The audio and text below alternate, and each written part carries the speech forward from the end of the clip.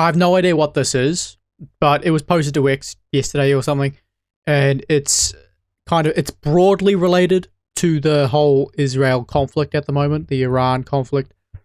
I don't know what it is. I'm going to post it anyway. I'm going to share it with you. It's like 15 minutes.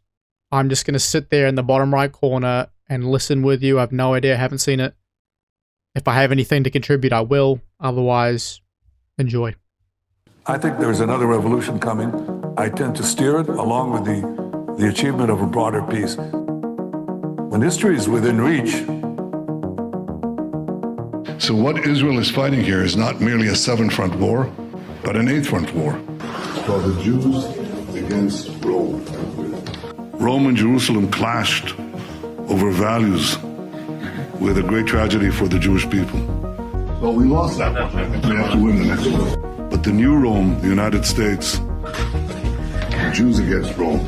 We stopped playing defense and have moved to offense. The weapons change over time.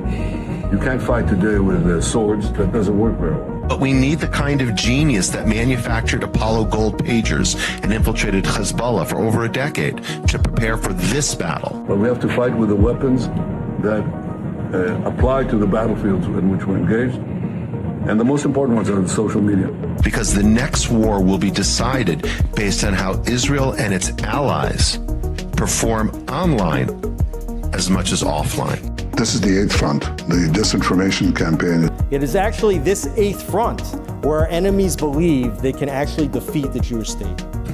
This is the kind of ingenuity and inventiveness that have always been a hallmark of the state of Israel, that have always been a characteristic of the Jewish people.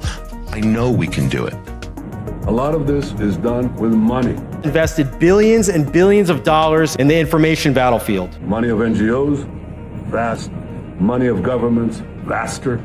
We prohibit harmful stereotypes about Jewish people, such as claims that Jews control financial, political, or media institutions. You're damn right we're going to cancel them and deplatform them. We monitor them online, social media, messaging apps, video games, cryptocurrency, Hitler admirers, Stalin admirers, Jew haters, podcasts, short form video, Wikipedia, LLM. American haters, Churchill haters. We monitor these people and we share the intelligence with the FBI. You think your stupid little podcast is going to change the world? Like hell it is. Social media, this is the new battlefield. You don't get to wrap your psychotic, mental, unhinged Nazi. We do not allow Holocaust denial and distortion. And the most important purchase that is going on right now is TikTok. TikTok, number one. For every 30 minutes that someone watches TikTok, they become 17% more anti-Semitic.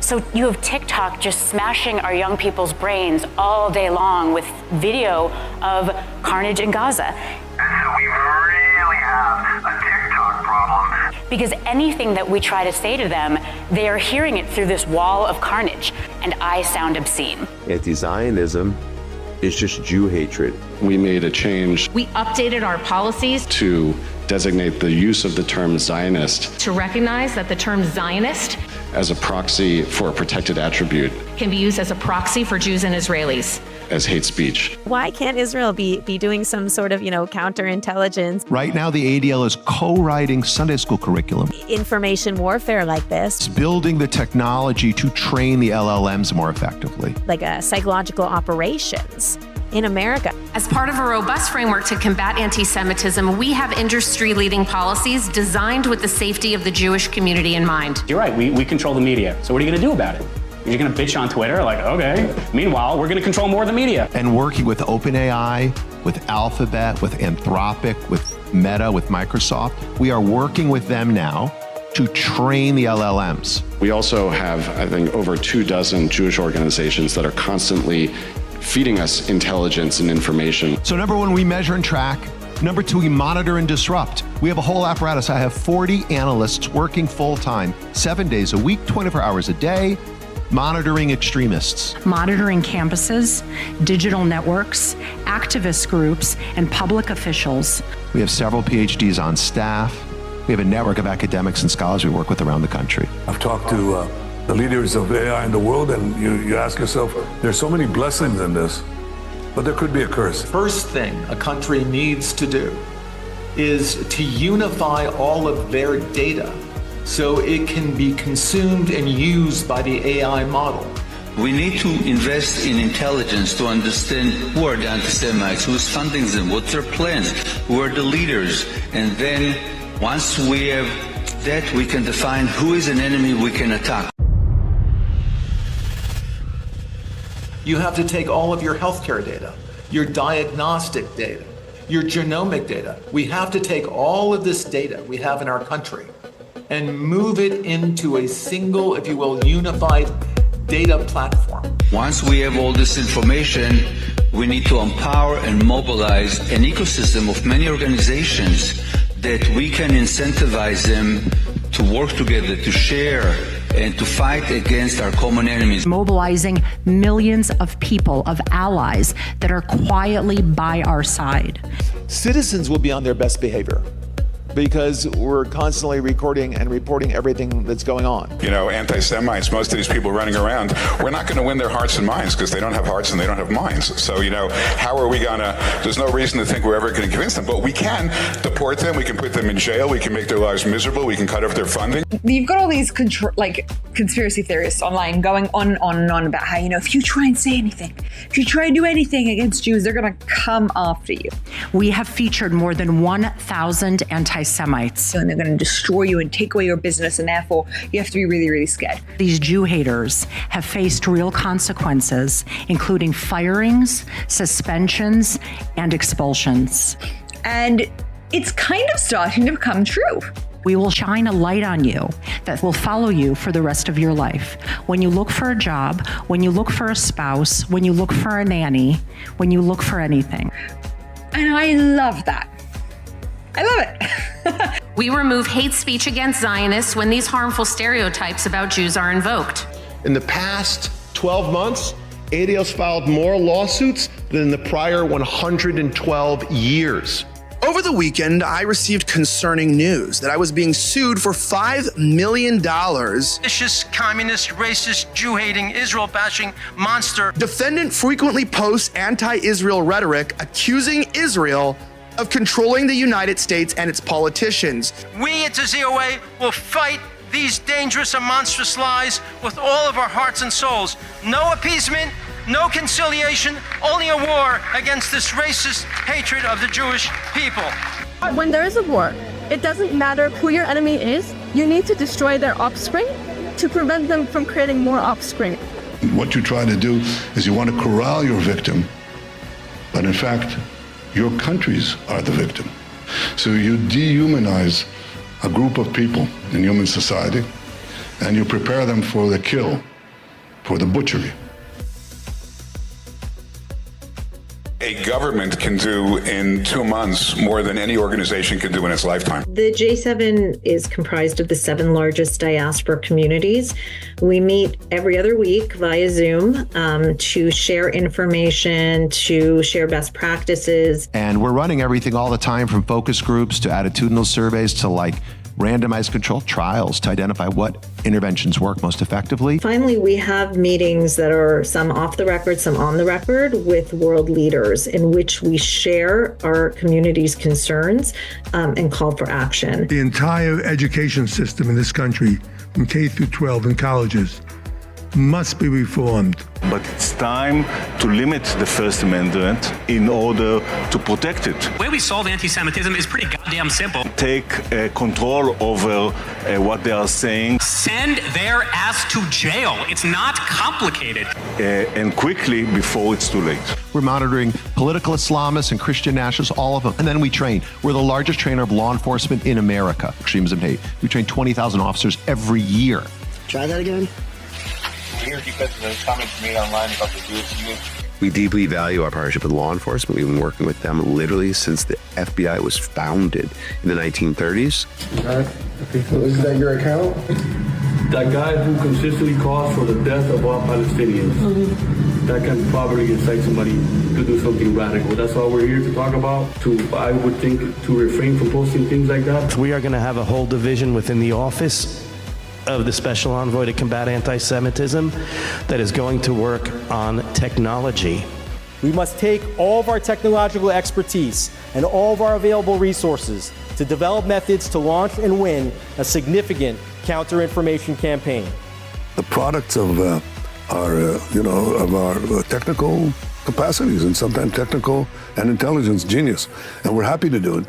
The office is going to be revamped entirely to be one of the highest profile offices in the State Department. Because it's not working.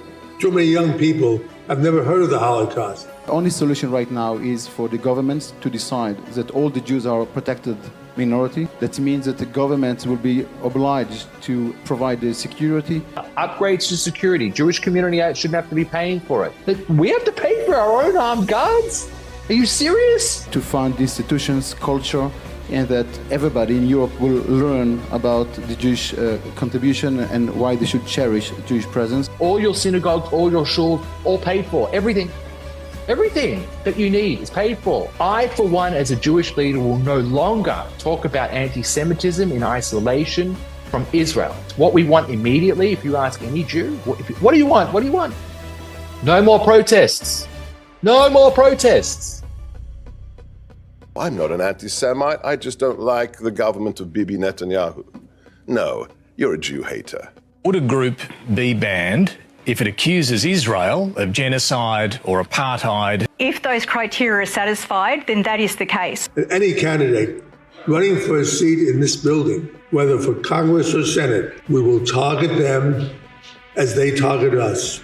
Accordingly, we will start a fund to help their opponents. Beginning already in Q1, hedge funds get set up in Israel so we can become another capital of finance. I'll argue we will beat London within a short decade as the second capital of finance. It's going to be New York as a gateway to America, Hong Kong a gateway to China, Dubai a gateway to Southeast Asia, and Israel as a gateway to other parts of the world. So we heard earlier about a mission, a goal to bring 1 million immigrants to Israel. History has proven that when a country starts with allowing anti-Semitism, the results are not kind to that country. I want to make a warning to somebody else, and that's American Gentiles. The minute your country is taken over by anti-Semitism, the minute you start to be a country that's not blessing Israel but cursing Israel, you have begun the process of shrinking away from your empire. And you can decide, you can stay here in New York in a declining empire, or you can come to Israel, which is part of the rising middle of the world, which is moving south and east. That's what I encourage you to do. Our faith in the American project itself has been shaken. The only serious answer to this challenge is to believe again that being Jewish is the most important thing in the world. When we're kicked out of America and America, the whole thing is done, the whole American Jewish project is done, we're gonna be fine. For decades, American society allowed Jews to live normal lives. This was a pleasant holiday from our destiny. The holiday is over. The Western culture that stands against the Jews is going down.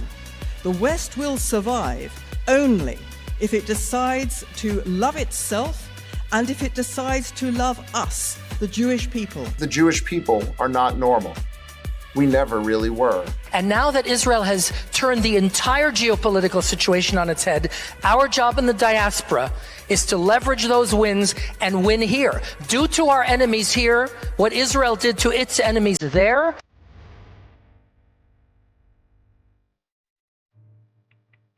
And to the world, I say this: history will not remember those who merely denounced hatred in polite language. History will remember those who acted.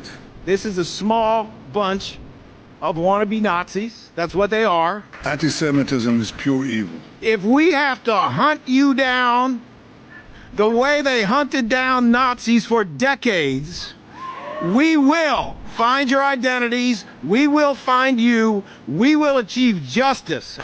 I think we're at the cusp of a new age, because I think that we will achieve the expansion of peace. I think that we are in a new age because I think that the possibilities of technology, with their risks, especially in AI, but with their positive benefits, are enormous. In every field, I mean, from agriculture to health to transportation and I think that we are together. We can lead this and become not a secondary power, but a primary power.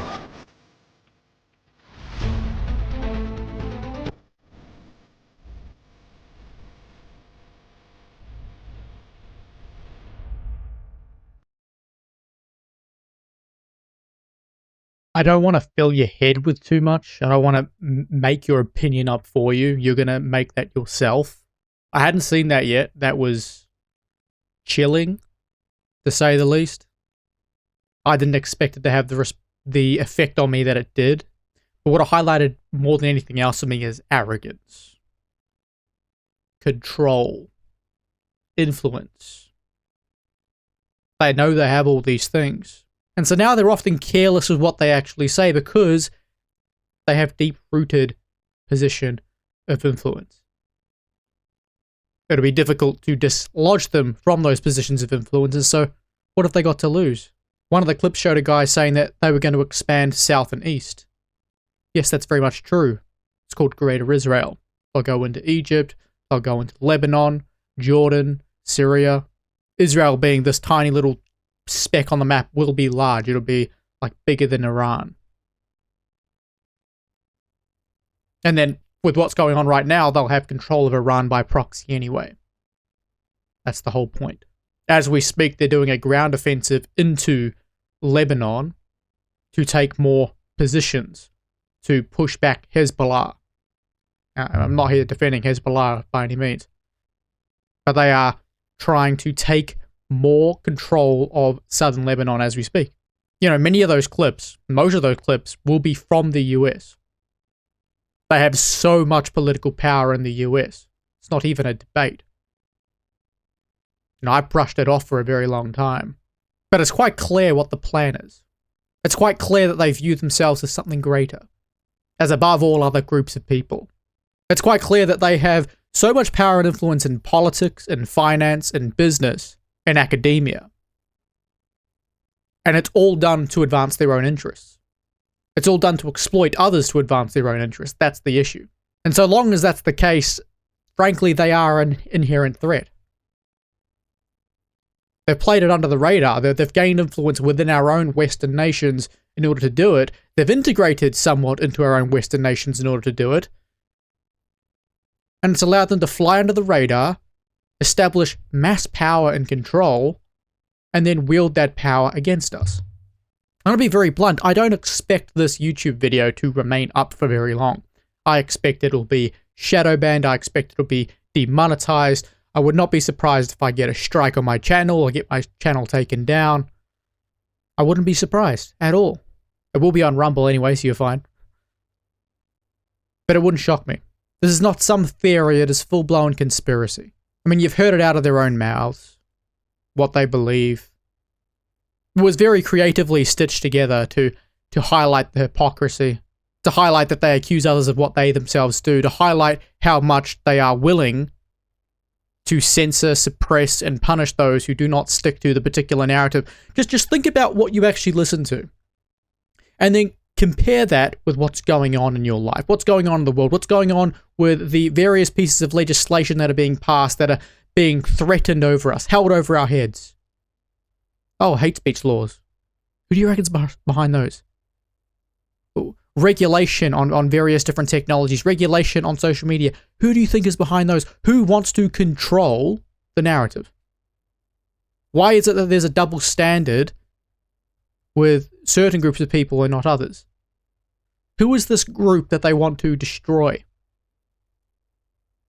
That's the other thing I noticed. Christian nationalism is on the same level as Islam to these people. Why? Because Christian nationalism is a direct threat to Zionism, which is Jewish nationalism, or Jewish imperialism, Jewish supremacy. That's what Zionism actually is.